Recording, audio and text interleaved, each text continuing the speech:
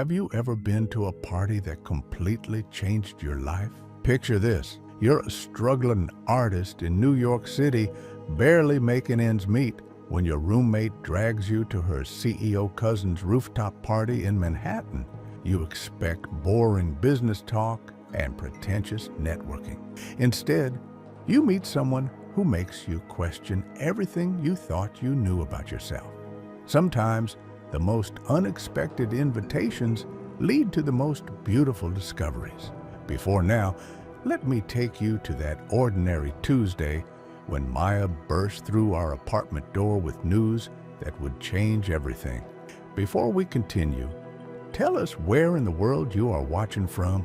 Drop it in the comments below. And if you enjoy this story, don't forget to like the video and subscribe for more powerful content like this. I had no idea that one rooftop party would transform not just my view of the city, but my entire understanding of who I could become. I was hunched over my laptop in our cramped Brooklyn apartment, working on yet another logo design for a client who would probably pay me half of what I was worth, when Maya exploded through the front door like a hurricane in designer boots. My coffee mug jumped, sending droplets across my sketches. "Rachel, you're never going to believe this," she announced, tossing her purse onto our second-hand couch with dramatic flair. Maya had this way of making everything sound like breaking news, but the excitement in her voice was different this time, more electric. "Let me guess," I said, not looking up from my screen. "Your boss finally realized you're running that marketing department single-handedly and gave you a raise." Maya worked for a boutique advertising agency in Midtown, the kind of place where they had kombucha on tap and called meetings creative collisions. Better. She perched on the edge of my desk, deliberately blocking my view of the laptop. "Victoria is throwing a party this weekend." I glanced up confused. Victoria who? Maya's social circle was vast and ever-changing, filled with aspiring actors, trust fund artists, and people who somehow made living as influencers. I'd given up trying to keep track of all her friends and their rotating dramas. Victoria Hart, my cousin, the one I've told you about a million times. Maya's eyes were practically sparkling. The CEO, the one who started that tech company that's been all over TechCrunch lately. Now I remembered. Maya had mentioned Victoria in passing, the family success story. The cousin who'd made it big in Silicon Valley before moving back to New York to launch her own startup. I'd always pictured her as one of those ruthless business types who probably ate kale salads while closing million-dollar deals. Okay, so your intimidating CEO cousin is having a party. How does this affect me? I turned back to my laptop, trying to ignore the way Maya was practically vibrating with anticipation. "Because you're coming with me." She said this like it was already decided, like she was simply informing me of an established fact. It's this Saturday night at her penthouse in Manhattan, rooftop terrace. Amazing views, interesting people. You need to get out of this apartment. I laughed, but there was no humor in it. "Maya, I don't think your cousin's fancy business party is really my scene. I'll probably spill something on someone important or accidentally insult a venture capitalist." The truth was, the idea of being surrounded by successful, polished people made my stomach churn with anxiety. "That's exactly why you need to go," Maya said, her voice growing serious. "Rachel, when was the last time you did something that scared you? When was the last time you put yourself out there?" She gestured around our small apartment, taking in my makeshift desk setup and the stack of rejection letters from galleries I'd optimistically applied to months ago. "I put myself out there constantly," I protested. "Every time I send a portfolio to a potential client, every time I work." Maya interrupted. "I'm talking about life. real life. When was the last time you went somewhere just to see what might happen?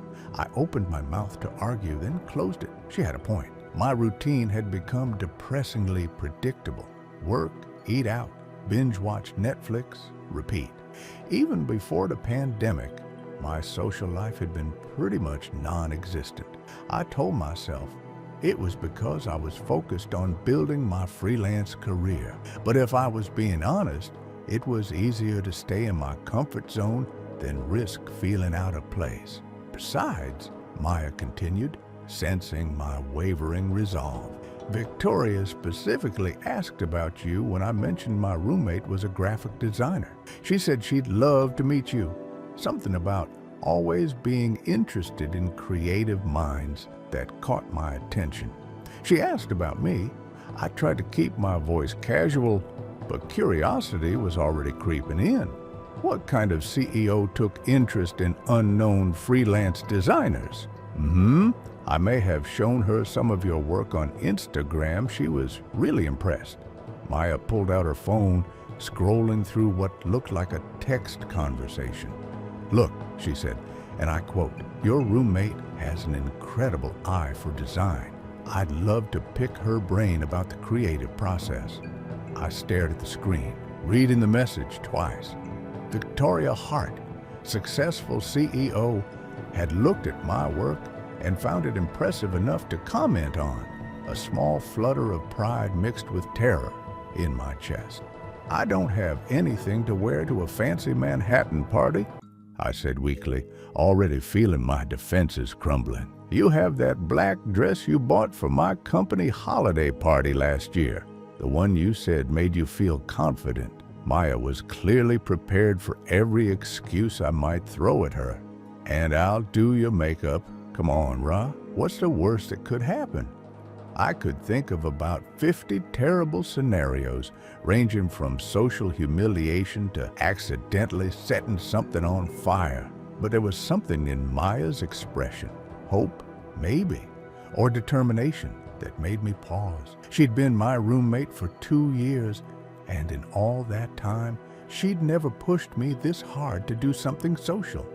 Why is this so important to you? I asked. Mia's expression softened. Because you're incredible, and you don't see it. You're talented and funny and kind, but you hide in here like you're afraid the world will reject you. Maybe it's time to find out what happens when you don't give it the chance. Her words hit deeper than I expected. Was I hiding? The question lingered as I looked around our apartment, taking in the evidence of my carefully contained life. My art supplies organized in neat containers, my schedule planned down to the minute, everything designed to minimize risk and uncertainty. Okay, I heard myself say, surprising us both. Okay, I'll go. But if I make a fool of myself, I'm blaming you entirely. Ma's face lit up like I just agreed to climb Mount Everest with her. Yes. Oh my God, this is going to be amazing. Victoria is going to love you. I just know it. She was already pulling out her phone, presumably to text her cousin the good news. Maya, I called, as she headed toward her room, probably to start planning my entire outfit. What's she like? Victoria, besides being successful and intimidating. Maya paused in the doorway, a strange expression crossing her face. Actually, that's the thing. She's not intimidating at all. I don't know how to explain it. She's accomplished and driven, obviously, but there's something almost vulnerable about her, like she's carrying this weight that success can't lift. I filed that description away, intrigued despite myself. The idea of a successful CEO having hidden depths challenged my preconceived notions. Maybe this party wouldn't be the networking nightmare I'd imagined. As Maya disappeared into her room, already making phone calls about hair appointments and outfit coordination, I turned back to my laptop.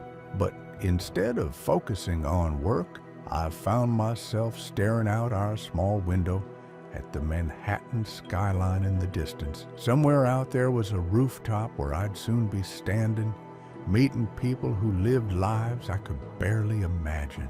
I had no idea that in just a few days, everything I thought I knew about myself would change, that a chance encounter on a rooftop terrace would force me to confront truths I'd been avoiding for years.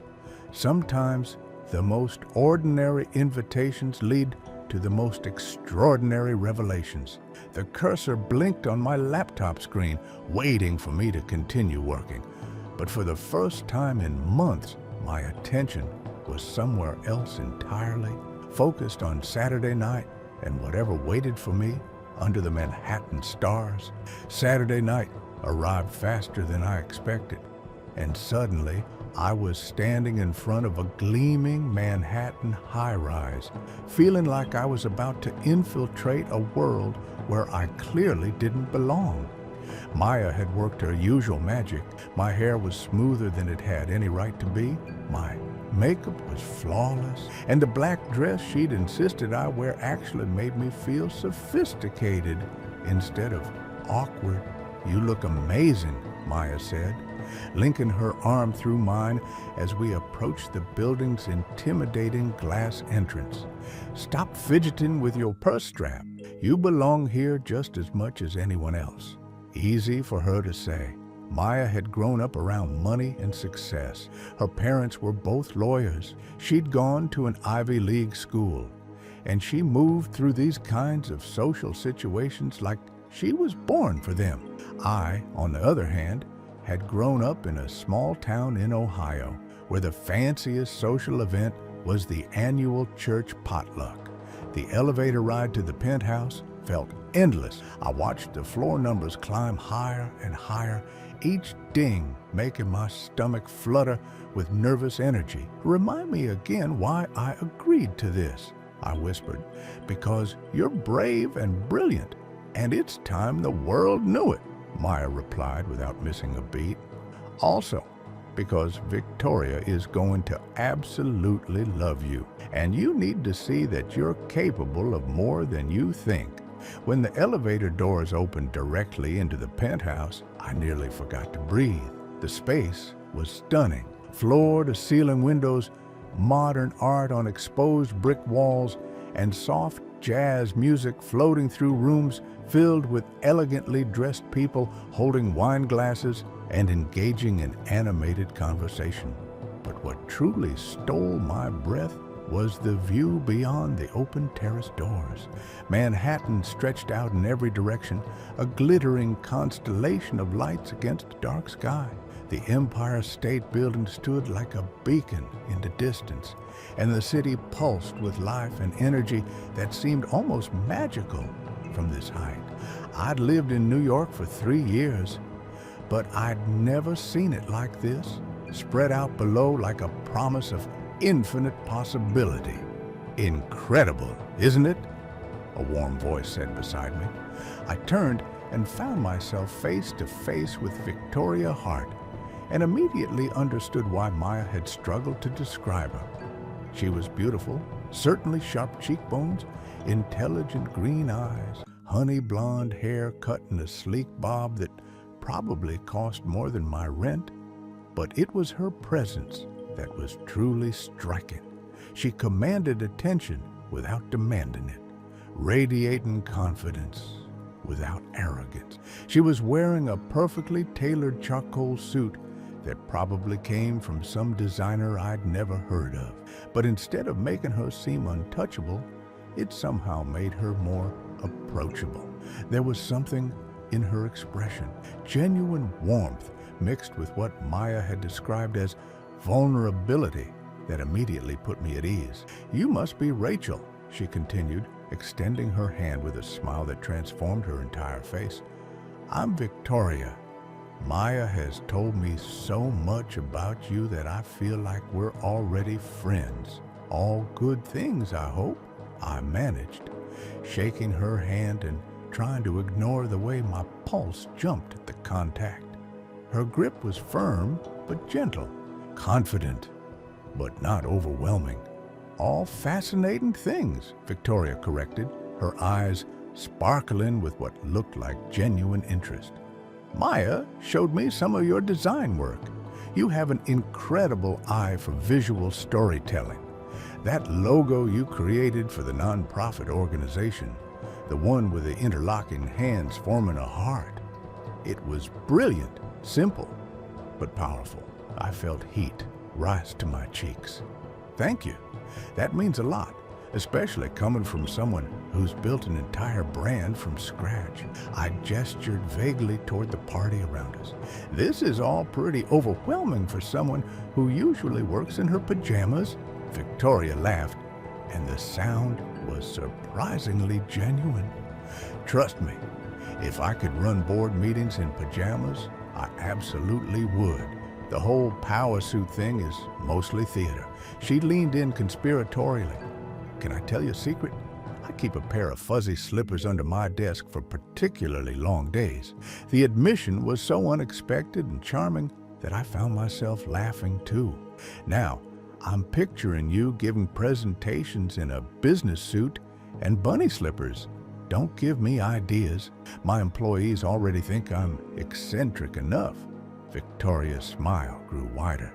Would you like to see the view from the terrace? It's even more spectacular out there and significantly quieter than in here. I nodded, following her through the crowd toward the open doors. As we walked, I caught glimpses of conversations about venture capital, startup valuations, and market disruption, the kind of business talk that usually made my eyes glaze over. But Victoria seemed as eager to escape it as I was. The rooftop terrace was breathtaking. String lights created a soft, romantic ambiance, and the city spread out below us like a living work of a Victoria led me to a quiet corner where two comfortable chairs were positioned to take full advantage of the view. This is where I come when the networking gets too intense, she admitted, settling into one of the chairs. Sometimes I forget that this is supposed to be fun. Do you throw parties often? I asked, taking the seat beside her and trying not to stare at the way the city lights reflected in her eyes. Not really. This is actually a celebration. We just closed our Series B funding round. She paused, seeming to consider her words carefully, but honestly, I'm not sure why I'm celebrating. Success in business is supposed to feel fulfilling, right? So why does it mostly feel empty? The question hung in the air between us, raw and vulnerable in a way I hadn't expected from someone who seemed to have everything figured out. Maybe because success isn't the same thing as happiness, I suggested quietly. Victoria turned to look at me directly, and I felt the weight of her attention like a physical thing. Exactly. I've spent the last 6 years building this company, proving myself in boardrooms full of men who thought I was too young, too female, too idealistic to succeed, and I did prove them wrong. But somewhere along the way, I lost track of who I was outside of being a CEO. What do you mean? I found myself leaning forward, genuinely curious about this woman who seemed so accomplished, yet so searching. I can't remember the last time I did something just because it brought me joy. I can't remember the last time I had a conversation that wasn't about market share or user acquisition. She gestured toward the party behind us. Even tonight, this is supposed to be a celebration, but it's really just another networking opportunity. Then why did you invite me? The question slipped out before I could stop it. I'm definitely not here to talk about market share. Victoria's smile returned softer this time. Because Maya talks about you the way people should talk about the things they love. She said you see beauty in everything, that you have this ability to find stories in ordinary moments and turn them into something extraordinary. I wanted to meet someone who still believes in magic. The words sent a flutter through my chest that I didn't quite understand. I'm not sure I believe in magic. I just think the world is more beautiful than most people give it credit for. See, Victoria said, her voice filled with something that sounded almost like wonder. "That's exactly what I mean. You just proved my point without even realizing it."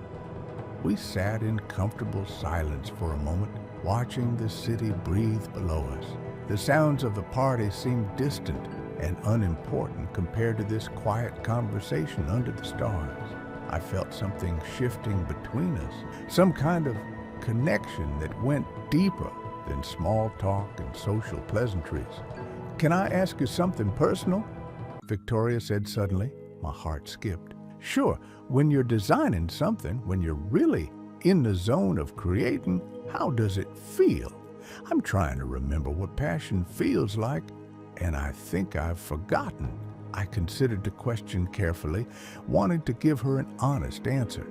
"It feels like I'm translating something that doesn't have words. Like there's this feeling or idea floating around in my head, and I have to find a way to make it visible. When it works, when the design captures exactly what I was trying to say, it feels like magic, like I've managed to turn thought into reality." Victoria was quiet for a long moment, staring out at the skyline. When she spoke again, her voice was soft.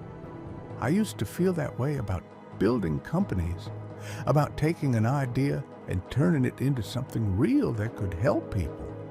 But somewhere along the way, it became about metrics and growth targets instead of impact and innovation." "Maybe you just need to remember why you started," I suggested. "What was the original vision that excited you so much you were willing to risk everything for it?" She turned to look at me again, and there was something in her expression that made my breath catch. "You know what? I think you might be the first person to ask me that question in years." Her smile was radiant, transforming her entire face. "Thank you, Rachel." "Really?" The way she said my name made something warm unfurl in my chest. We were still looking at each other when Maya appeared at the terrace door, scanning the crowd until she spotted us. "There you are," she called, approaching with obvious satisfaction. "I should have known you two would find each other. Are you talking each other's ears off about art and business philosophy?" "Something like that," Victoria said, not breaking eye contact with me. "Your roommate is even more fascinating than you described." I felt heat rise to my cheeks again, but this time it wasn't just embarrassment. There was something electric in the air between Victoria and me, something that made the space around us feel charged with possibility. As the night continued and more guests joined our conversation, I found myself stealing glances at Victoria, watching the way she listened intently to everyone who spoke, the way she asked thoughtful questions that made people light up. She was magnetic, without trying to be intelligent, without being intimidating, successful, without being arrogant. And when she looked at me, really looked at me like I was someone worth paying attention to, I felt something I'd never experienced before. Like maybe I was exactly where I was supposed to be. As the evening progressed, the party began to thin out. Business cards had been exchanged, deals had been discussed, and the networking portion of the night was winding down. I found myself still on the terrace with Victoria, our conversation having naturally evolved from small talk to something much deeper and more personal. "Want to get some air?" Victoria asked, which seemed like an odd question since we were already outside. But then she gestured toward a more secluded corner of the rooftop, away from the remaining clusters of guests. "I mean, real air, away from the performance." "The performance?" I asked, following her to a pair of wicker chairs positioned near the edge of the terrace. "The whole CEO thing?" she said, settling into her chair with a sigh that seemed to release tension I hadn't even noticed she was carrying. The confident handshakes, the strategic conversations, the constant awareness of how every word might affect my company's reputation. Sometimes I feel like I'm playing a character instead of being myself." We sat down, and suddenly the city felt even more magnificent.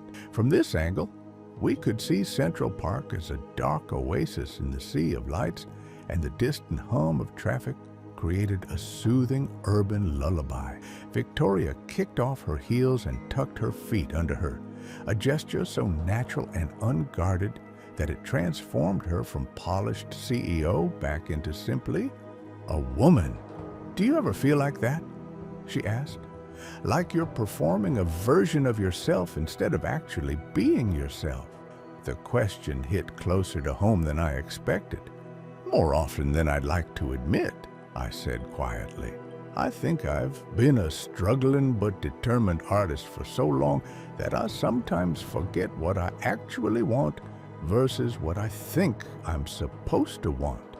"What do you mean?" Victoria turned in her chair to face me more fully, and I found myself the subject of her complete attention again. It was both thrilling and terrifying.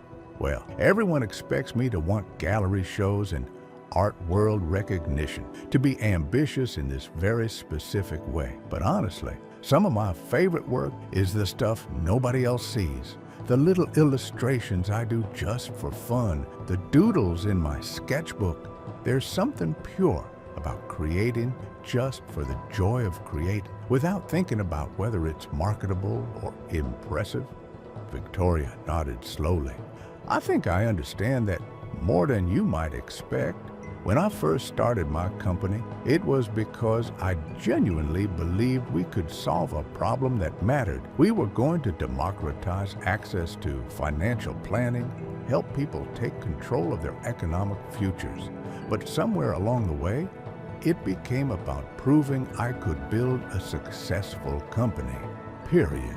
The mission got lost in the metrics. What would happen if you tried to find your way back to the original mission?" I asked. "Honestly, it might mean making some unpopular decisions, prioritizing impact over growth, focusing on the users who need us most instead of the ones who generate the most revenue." She was quiet for a moment, staring out at the city. "My board of directors would probably think I'd lost my mind, but it would be yours again. Your company, your vision, your choice." Victoria looked at me with something that might have been surprising. "You know, most people would tell me to focus on maximizing shareholder value. You're the first person who suggested I should follow my instincts instead of a market research. Maybe that's because I know what it feels like to lose yourself in other people's expectations," I said, surprised by my own honesty. "It's lonely, isn't it? Being successful at something that doesn't feel like you anymore."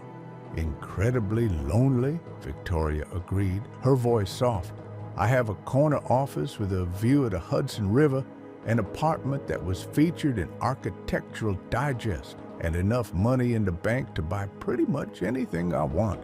But I can't remember the last time I felt genuinely excited about anything. What used to excite you before all this?" I gestured vaguely toward the party, meaning the business world she'd built around herself. Victoria was quiet for a long moment, and I wondered if I'd pushed too far into personal territory. But then she smiled, and it was different from her polished CEO smile. This one was real, tinged with nostalgia. "I used to love solving puzzles," she said. "Not business problems, but actual puzzles, crosswords, logic games, those impossible-looking mechanical puzzles that come apart if you manipulate them just right. I could spend hours on them, completely absorbed. There was something satisfying about finding the one right answer, the perfect solution. When did you stop?" "When I realized I didn't have time for anything that wasn't directly related to building my career. When hobbies started feeling like distractions instead of joy." She shook her head. "God, when did I become so serious all the time?" "You're not serious right now," I pointed out. "Right now you seem, I don't know, lighter somehow, like you're remembering who you are when nobody's watching." Victoria studied my face in the soft light from the string bulbs overhead. Is that what you see when you look at me? Someone who's forgotten who she is? The question felt loaded with meaning I didn't fully understand. I see someone who's incredibly accomplished, but maybe a little lost. Someone who's built something impressive, but isn't sure if it's what she actually wanted to build. Someone who's successful by every external measure, but still searching for something. And what do you think I'm searching for? Permission, I said without thinking, then felt heat rise to my cheeks as I realized how presumptuous that sounded. I'm sorry, I don't know you well enough to say, no, don't apologize. That's exactly right. Victoria's voice was filled with wonder. Permission to stop performing. Permission to make choices based on what I want instead of what I should want. Permission to admit that maybe I've been moving in the wrong direction. We sat in silence for a moment, the weight of her admission settling between us. I felt like I was seeing behind a carefully constructed facade, glimpsing the real person underneath all the success and polish. Can I tell you something I've never said out loud? Victoria asked suddenly. My heart started beating faster. Of course, I don't think I've ever been in love, really truly in love.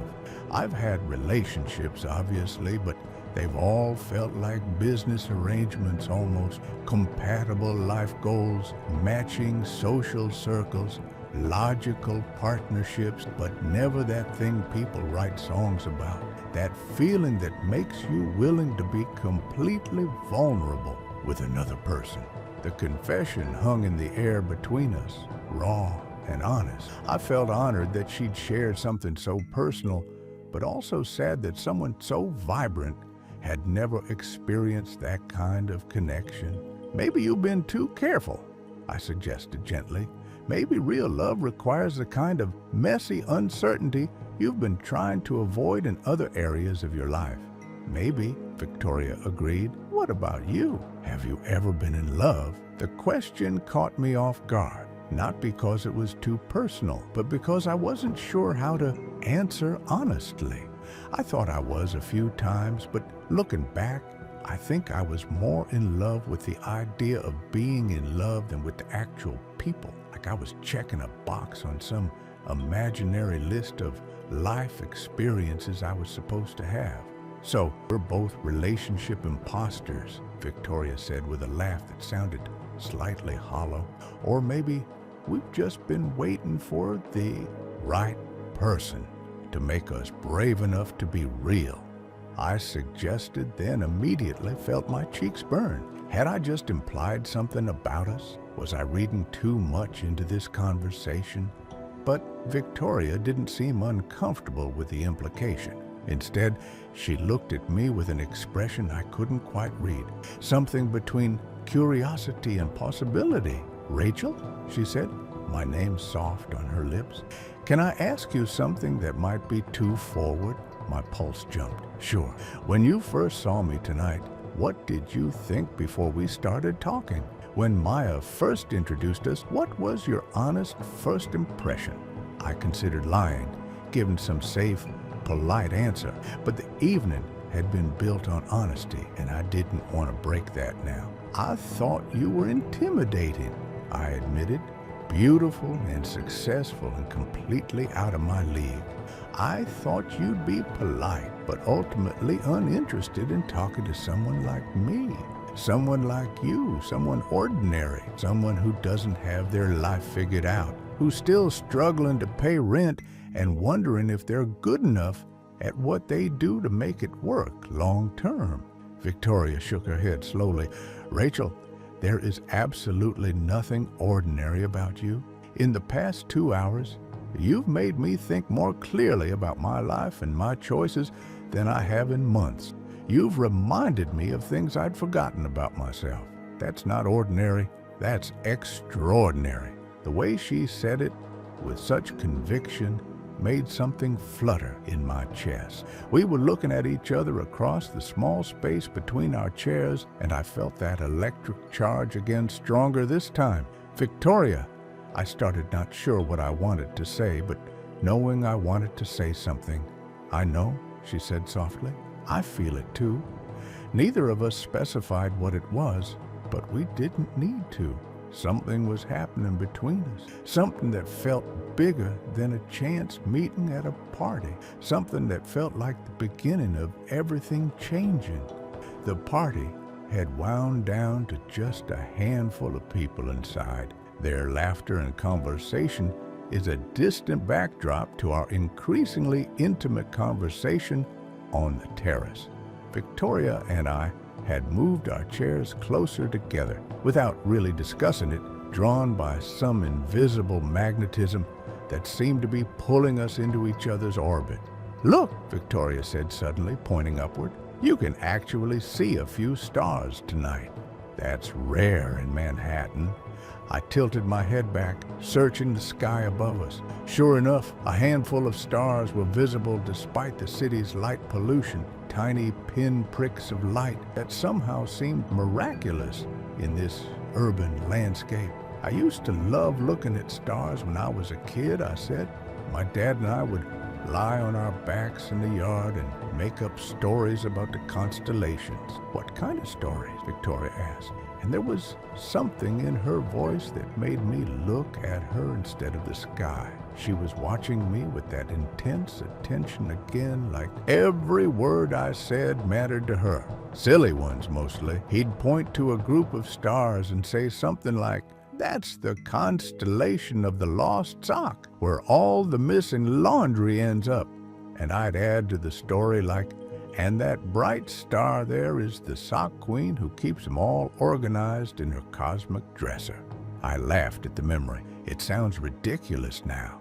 "It sounds wonderful," Victoria said softly. "It sounds like someone who taught you to find magic in ordinary things." He did.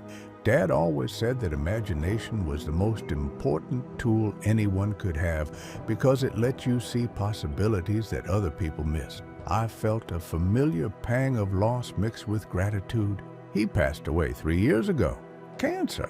"I'm so sorry," Victoria said, and her sympathy felt genuine, not like the automatic condolence people usually offered. "He sounds like he was an amazing father." He was. He's the reason I became an artist, actually. He always encouraged me to create, even when everyone else was pushing me toward more practical career paths. I paused, feeling vulnerable, but somehow safe, sharing this with her. "I think he would have liked you." "Really? Why?" "Because you ask good questions, because you listen like you really care about the answers, because you see past surfaces to what's underneath." I met her eyes. He always said those were the qualities that mattered most in people. Victoria was quiet for a moment, and when she spoke, her voice was thick with emotion. "Thank you for telling me that. I can't remember the last time someone said something so meaningful to me." The vulnerability in her voice made my chest tight. "Victoria, can I ask you something personal?" At this point, I think we're past the point of asking permission for personal questions, she said with a small smile. "When was the last time you felt truly seen by someone? Not as a CEO or a success story, but as just you." The question seemed to hit her like a physical impact. She was quiet for so long that I wondered if I'd gone too far, pushed into territory that was too intimate for someone I'd known for only a few hours.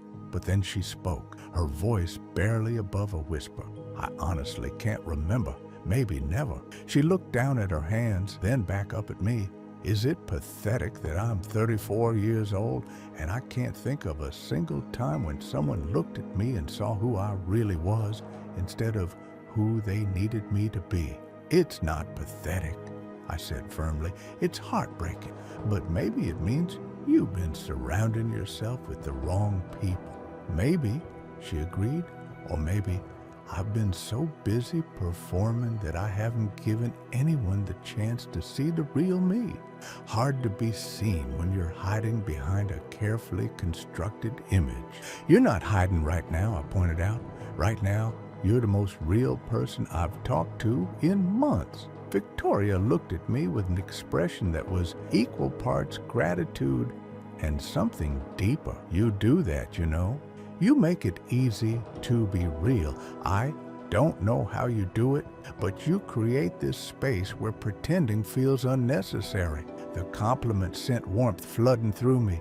Maybe because I'm tired of pretending to. Maybe because we both need someone who's willing to see past the performance. Rachel, Victoria said, and the way she said my name made everything else fade into background noise. I need to tell you something, and I'm not sure how to say it without sounding completely insane. My heart started racing. Try me. I've been to hundreds of networking events, business dinners, and social gatherings. I've met thousands of people, had countless conversations, but I have never ever felt anything like what I'm feeling right now talking to you. She took a shaky breath. It's like you've unlocked something in me that I didn't even know was locked away. The confession hung between us, electric and terrifying and beautiful.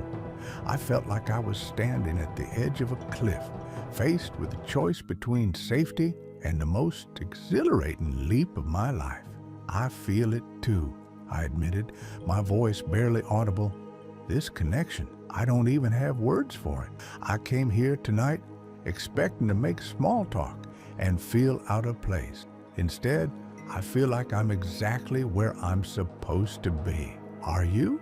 Victoria asked, leaning forward slightly. Where are you supposed to be? The question felt loaded with meaning that went far beyond our current location. I think maybe I am for the first time in a long time. I think maybe I am. We were sitting close enough now that I could see the flecks of gold in her green eyes, could smell her perfume, something subtle and expensive that somehow suited her perfectly. The air between us felt charged, like the moment before lightning strikes. Victoria, I said softly, not sure what I was going to say next, but knowing I needed to say something. I know, she whispered. I feel it too. This is crazy, right? We just met tonight, and I feel like I've been waiting my whole life to have this conversation with you. Maybe timing doesn't matter when it's right, I suggested, my heart hammering against my ribs. Maybe it doesn't, she agreed. Then slowly, carefully, she reached across the space between us and took my hand. Her fingers were warm, soft, and the contact sent electricity shooting up my arm. Is this okay? More than okay, I breathed, looking down at our joined hands and marveling at how natural it felt. I have to ask, Victoria said, her thumb tracing gentle circles on the back of my hand, because I need to know I'm not misreading this completely. Are you feeling what I think you're feeling? The question hung in the air between us, demanding honesty that could change everything. I looked into her eyes, saw my own wonder and uncertainty reflected there, and made the choice to be brave. If you're feeling like everything just shifted into focus, like all the conversations you've had before were just practice for this one, like maybe you've been searching for something without knowing what it was until right now, then yes, I'm feeling exactly what you're feeling. Victoria's smile was radiant, transforming her entire face. Thank you for being honest. Thank you for being brave enough to say that. Thank you for creating a space where I could be brave, I replied. We sat there holding hands under the Manhattan stars. The city spreading out below us is like a promise of infinite possibility. The sounds of the party had faded to nothing. The other guests forgot. The rest of the world has reduced to this moment, this connection, this feeling of everything finally clicking into place.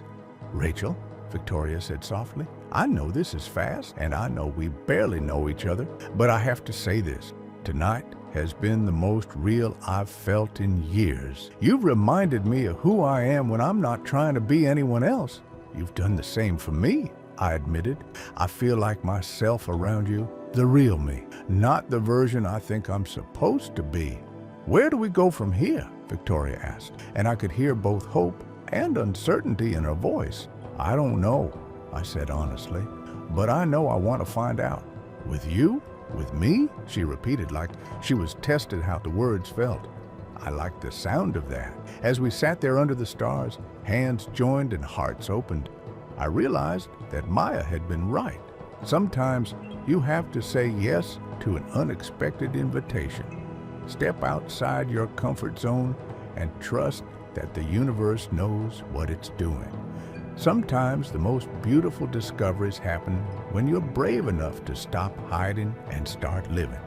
The skyline glittered around us, but for the first time since moving to New York, I wasn't looking at the city with longing. I was looking at it with gratitude because it had brought me here to this moment, to her. Over the next week, something shifted in my world. Victoria and I texted constantly, long, meandering conversations that started with good morning messages and evolved into deep discussions about everything from childhood memories to career aspirations to our favorite books. She had an early morning coffee ritual at a small cafe near her office, and somehow I found myself joining her there before my own workday began. I keep thinking about our conversation on the rooftop, Victoria said on Thursday morning, wrapping her hands around her coffee mug like she was anchoring herself to something solid, about permission to stop performing. I've been trying to figure out when I started hiding who I really am. Any insights? I asked, settling into the chair across from her at our usual corner table. The cafe was small and unpretentious, nothing like the high-end establishments Victoria probably frequented for business meetings, but she'd chosen it specifically because it felt real, she told me. No pretense, no performance required. I think it started in business school, she said thoughtfully. I was one of only a handful of women in my program, and I quickly learned that being taken seriously meant never showing uncertainty, never admitting I didn't know something, never letting anyone see me as anything other than completely confident and in control. That sounds exhausting, I observed, and Victoria laughed woefully. It was, but it worked. I graduated at the top of my class, landed a job at a prestigious consulting firm, and spent the next few years proving I belonged in rooms full of men who initially saw me as an anomaly. She paused, stirring her coffee absently. The problem is, once you start performing confidence, it becomes easier to keep performing it than to risk showing vulnerability, even when you don't need to anymore, even when you've already proved yourself. Especially then, because by that point, you've forgotten what it feels like to not be performing. You've forgotten what your real voice sounds like underneath all the strategic communication and corporate speak. Victoria looked up at me with an expression that was equal parts gratitude and wonder until someone comes along who makes you remember. The way she said it with such sincerity made my chest tight with emotion. Victoria, I have to tell you something, and I'm not sure how you're going to react. That sounds ominous, she said, but her tone was gentle, encouraging. I've been thinking about this week, about these conversations we've been having, about how I feel when I'm with you. I took a deep breath, choosing my words carefully. I think I'm falling for you. Actually, I think I've already fallen for you, and I'm terrified because this is all happening so fast, and I don't know how to navigate something this intense. Victoria sat down her coffee mug with deliberate care, her eyes never leaving mine. Rachel, can I tell you something? Of course, I haven't been able to focus on work all week. I keep finding myself checking my phone to see if you've texted. Looking forward to these morning coffee dates more than board meetings that could determine my company's future. Yesterday, I rearranged a conference call just so I wouldn't miss our time together. She reached across the table and took my hand. So if you're falling, you're not falling alone. Relief flooded through me so strongly that I felt lightheaded. Really, Rachel, I've never felt anything like this before. This connection, this ease, this feeling like I can be completely myself with someone. It's terrifying and exhilarating, and I keep wondering if I'm dreaming the whole thing. You're not dreaming, I assured her, squeezing her hand. But I have to ask, what does this mean? Where do we go from here? Victoria was quiet for a moment, and I could see her processing the question with the same careful consideration she probably brought to business decisions. Honestly, I don't know. I've never been in this situation before. What situation? Being genuinely interested in someone who isn't part of my professional world, someone who challenges me to think differently about my life instead of just fitting into it. She paused. Also, I've never fallen for a woman before. The admission hung in the air between us, vulnerable and honest. You've never dated a woman? No. Been attracted to women? Yes, but I always pushed those feelings aside. Told myself they were just appreciation for strong female role models or admiration for successful women in my field. Victoria's voice grew softer. I've spent so many years compartmentalizing every aspect of my life that I think I compartmentalized my own identity too. And now I can't stop thinking about you, about the way you laugh, about how you see beauty in things other people overlook, about how you make me want to be honest instead of strategic. She met my eyes directly, about how right it feels to hold your hand, to sit close to you, to imagine what it would be like to kiss you. My breath caught. Victoria, I know it's a lot. I know this complicates everything, and I know you probably didn't sign up for being someone's sexual awakening at 34. Her voice was tinged with uncertainty. If it's too much, if you want to slow down or step back, I'll understand. Are you kidding me? I said, probably louder than necessary. The couple at the next table glanced over, and I lowered my voice. Victoria, you being honest about figuring this out doesn't scare me. It makes me like you even more, if that's possible. Really? Really? Do you think I have this all figured out? I've dated women before, but I've never felt anything like this either. This intensity, this connection, it's all new territory for me too. I leaned forward, needing her to understand. We can figure it out together. There's no rule book for this. Victoria's smile was radiant with relief. Thank you for saying that. Thank you for being patient with me while I navigate all of this. Thank you for being brave enough to explore it, I replied. Victoria, can I ask you something? Anything. What are you most scared of? About this? About us? She considered the question seriously. I'm scared of not being good at it. I'm scared of disappointing you because I don't have experience with relationships that matter this much. I'm scared of my professional life complicating our personal life. She paused. And I'm scared of how much I already care about you. Why does caring about me scare you? Because caring about someone means being vulnerable with them. It means trusting them with parts of yourself that you've never shared with anyone else. It means risking having your heart broken. Victoria's voice was barely above a whisper. I've spent my entire adult life avoiding that kind of risk, and now I think avoiding the risk might mean missing out on something extraordinary. She squeezed my hand. What about you? What scares you about this? I'm scared of not being enough. I admitted you're successful and accomplished and sophisticated, and I'm still figuring out my career, still learning how to be a functional adult. I'm scared you'll realize I don't fit into your world. Rachel, listen to me. Victoria's voice was firm, commanding, in a way that reminded me she was used to being heard in boardrooms. You don't need to fit into my world. You're creating a space for something entirely new, something that's ours. You're not trying to become part of my existing life. You're inspiring me to build a different kind of life. The declaration made my chest tight with hope and terror in equal measure. A different kind of life, one where success is measured by happiness instead of just achievement. One where I make room for relationship and joy and all the things I've been too busy to prioritize. One where I get to wake up excited about something other than quarterly reports. Victoria's eyes were bright with possibility. One where I get to explore who I am when I'm not performing for anyone. That sounds beautiful, I said softly. It does, doesn't it? Victoria agreed.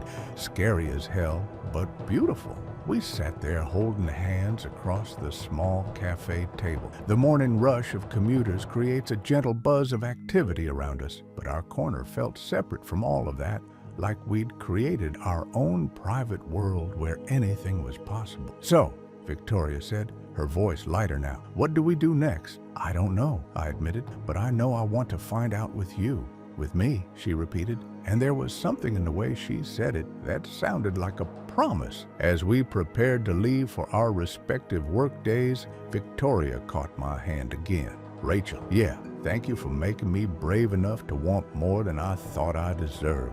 Thank you for making me brave enough to believe I might be enough," I replied. Walking back to my apartment after our coffee date, I felt like the city looked different somehow, brighter, more full of possibility.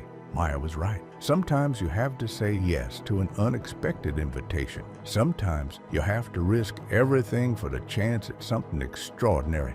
And sometimes, if you're very lucky, the risk transforms into the best decision you've ever made. 2 weeks later, Victoria did something that changed everything. I was in my apartment working on a logo design for a local bakery when my phone buzzed with a text from Maya. "Turn on Channel 7 now. Victoria is on the morning business show." I grabbed the remote and switched to the local news station, finding Victoria sitting across from a polished interviewer in what looked like the show's standard business segment setup.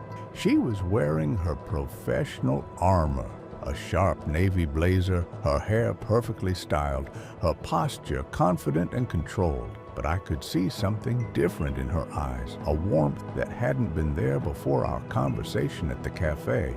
"So, Victoria," the interviewer was saying, "your company has been incredibly successful. What's next for you personally? Our viewers always love to hear about the human side of our business leaders." I expected Victoria to give her usual polished response about being focused on growth and innovation. Instead, she paused for a moment and I saw her take a small breath before speaking. "You know, Sarah, that's actually a great question, and I want to give you an honest answer instead of the usual corporate speak." Victoria's smile was genuine, different from her typical media smile. "For years, I've been completely focused on building my company, often at the expense of everything else in my life. But recently, I've been reminded that success without personal fulfillment is pretty hollow." "That's very candid," the interviewer said, clearly intrigued by this departure from typical CEO sound bites. "I'm in a relationship," Victoria continued, and my heart stopped beating, "with an incredibly talented woman named Rachel. She's an artist, a graphic designer, and she's taught me more about what really matters in life than any business school ever did." The interviewer's eyebrows rose slightly, but to her credit, she didn't miss a beat. "That's wonderful. It sounds like she's had quite an impact on your perspective." "She has. She's helped me remember that building something meaningful isn't just about market share and profit margins. It's about creating value that goes beyond financial metrics, about making space in your life for the things and people that bring you joy." Victoria's voice was steady, confident, but I could see the slight tension in her shoulders that told me this wasn't easy for her. "Any advice for other business leaders trying to balance professional success with personal happiness? Stop thinking of them as separate things," Victoria said without hesitation. "The qualities that make someone a good partner: honesty, vulnerability, the ability to listen and adapt, those same qualities make you a better leader. Authenticity isn't a weakness in business or in life." I stared at the screen, hardly believing what I was hearing. Victoria had just come out on live television, had publicly acknowledged our relationship, had essentially restructured her entire public image in the span of a 5-minute interview. My phone started buzzing immediately. First, Maya. "Oh my God, did you see that?"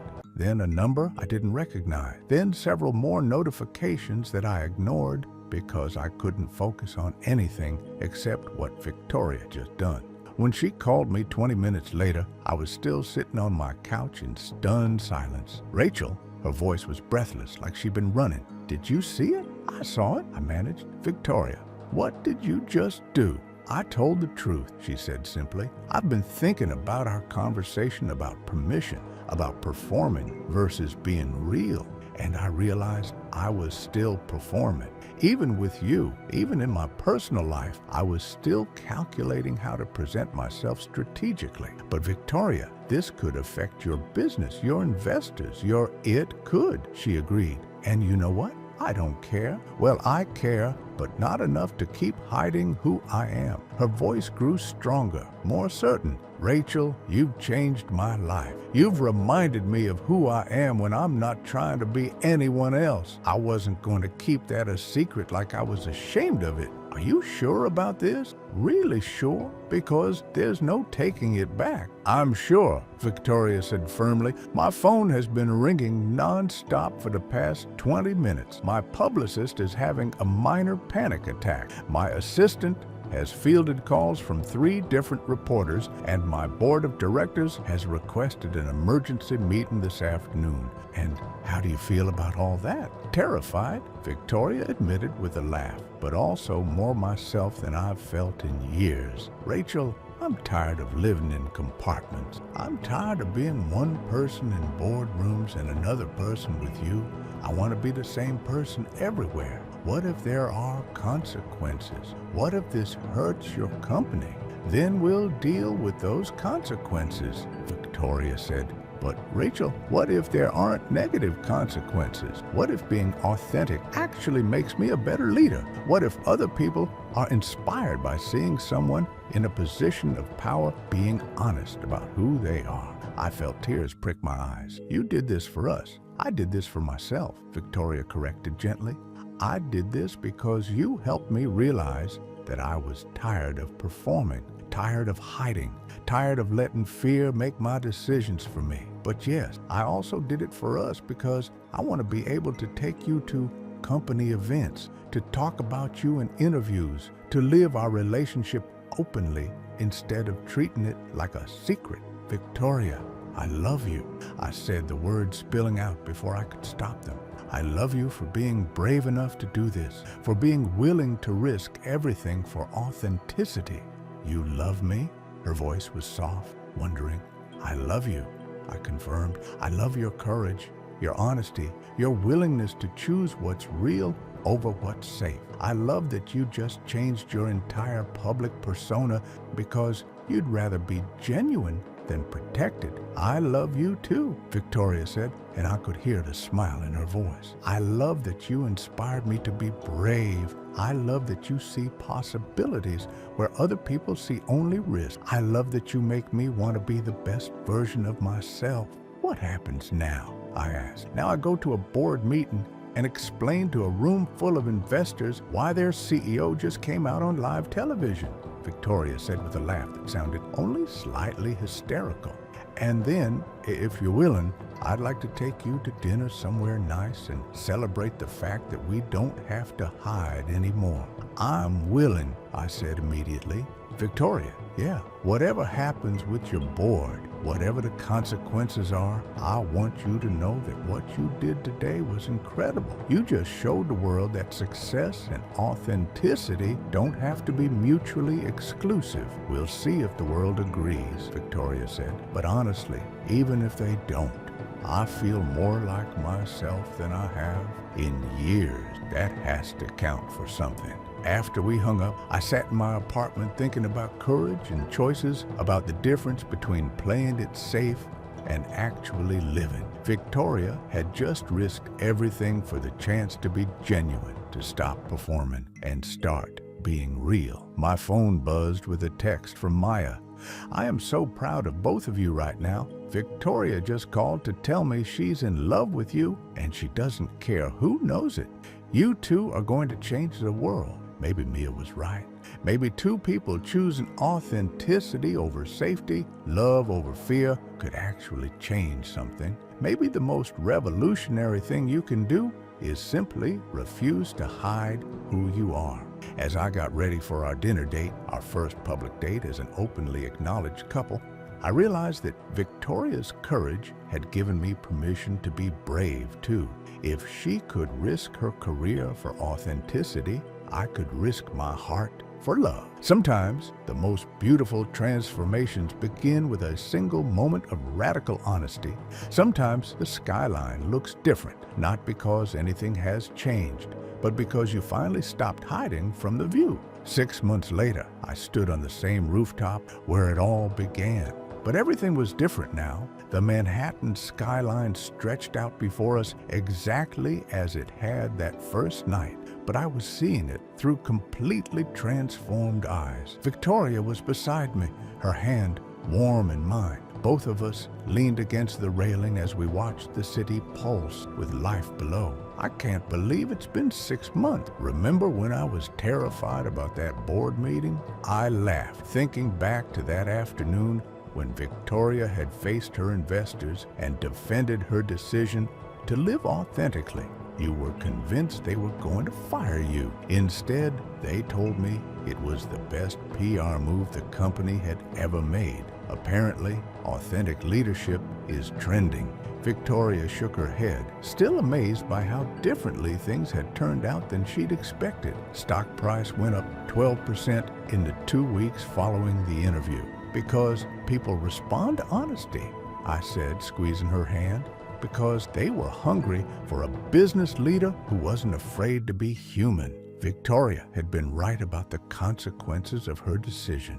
They just hadn't been the consequences she'd feared. Instead of damaging her reputation, her honesty had enhanced it. She'd been featured on the cover of 3 business magazines, invited to speak at conferences about authentic leadership, and approached by other executives asking for advice on how to bring their whole selves to their professional lives. The weirdest part is how much better I am at my job now, Victoria. When you stop putting energy into maintaining a facade, you have so much more energy for actually leading.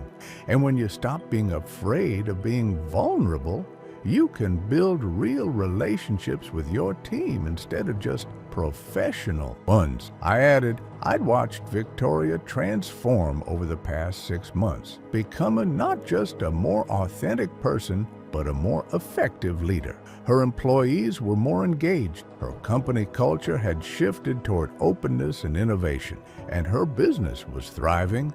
What about you? Victoria asked, turning to face me more fully. Any regrets about being dragged into the public eye? I considered the question seriously. Victoria's coming out had inadvertently thrust me into a spotlight I'd never sought.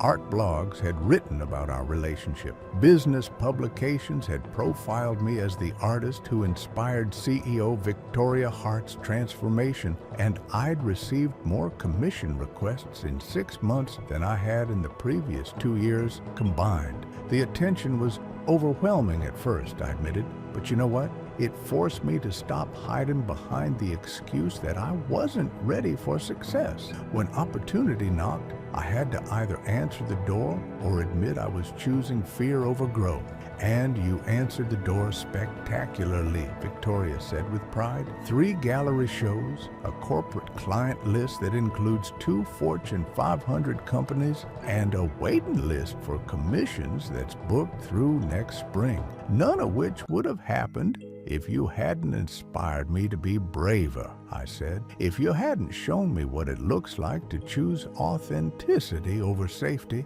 We stood in comfortable silence for a moment, both lost in our own thoughts about how dramatically our lives had changed. The rooftop party that had brought us together felt like it had happened in another lifetime, to different people who were too afraid to reach for what they really wanted.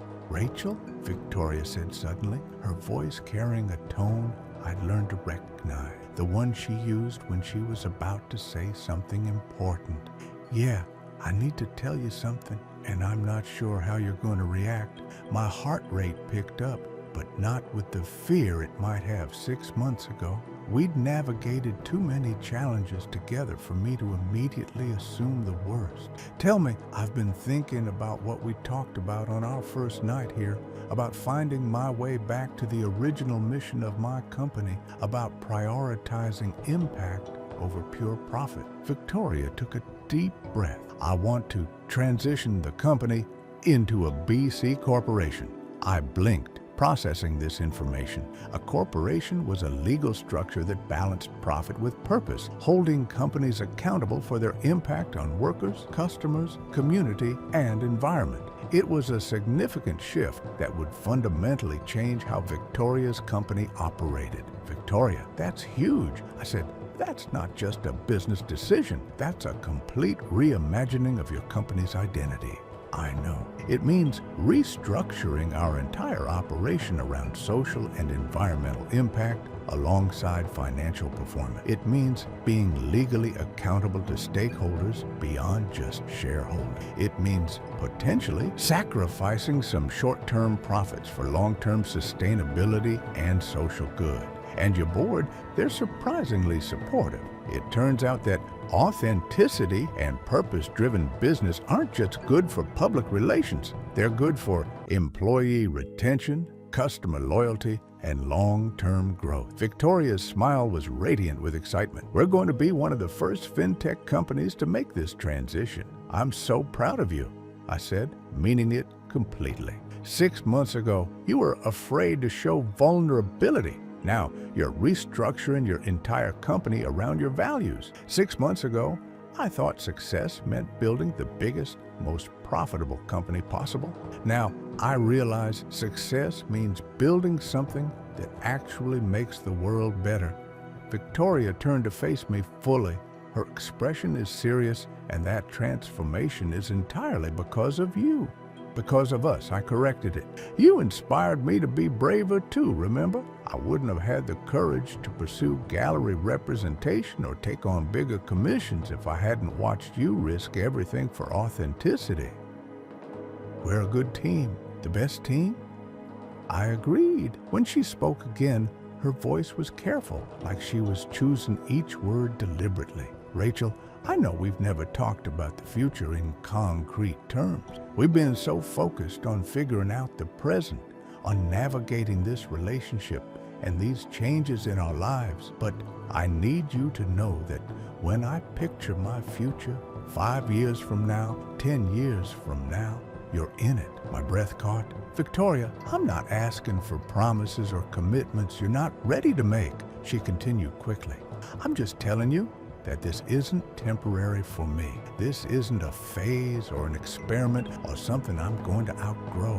What we have, who we are together, it's the most real thing in my life. For me too, I said, my voice thick with emotion. Victoria, you've changed everything for me. The way I see myself, the way I approach my work, the way I think about what's possible. I can't imagine my life without you in it. Really? Really? You make me braver, more creative, more myself than I've ever been. You see potential in me that I didn't even know existed. I paused, gathering my own courage. I love you.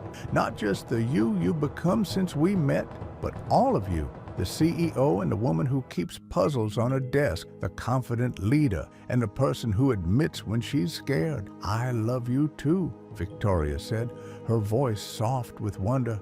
All of you, the successful artist and the woman who still gets nervous before gallery openings, the creative genius and the person who cries during animated movies. We were standing close enough now that I could see the city lights reflected in her eye, could feel the warmth radiating from her skin. Victoria, yeah, kiss me here where it all started, under the same stars where we first stopped pretending. Victoria's smile was radiant as she cupped my face in her hands, her thumbs tracing gently across my cheekbone. I love that you remember that, she whispered. I remember everything about that night, the way you looked in that charcoal suit, the way you listened like every word I said mattered, the way I felt like I was finally exactly where I belonged. You were, Victoria said, leaning closer. You are. When she kissed me, soft and sure under the Manhattan stars, I felt the same electric thrill I'd experienced that first night. But now, it was deeper, richer, built on months of choosing each other every day, of supporting each other through challenges, of building something beautiful together. When we broke apart, Both of us were smiling. The city spread out below us, the same constellation of lights and possibilities it had always been. But we were different. We were braver, more honest, more ourselves than we'd ever been before. The skyline looks different from up here, I said, echoing words I'd spoken months ago. Everything looks different, Victoria agreed, because we're different, because we stopped hiding and started living. As we stood there together, hands joined and hearts open, I realized that Maya had been right about so much more than just saying yes to unexpected invitations. Sometimes the most beautiful transformations happen when you're brave enough to be seen, when you choose love over fear, when you stop performing and start being real. The skyline never looked the same after that first night on the rooftop. Neither did we, and that was the most beautiful transformation of all. If you've stayed with Rachel and Victoria's story until the end, thank you for taking this journey with us. Love has this incredible power to transform not just how we see each other, but how we see ourselves and what we're capable of. Hit that like button if this story inspired you to be a little braver in your own life.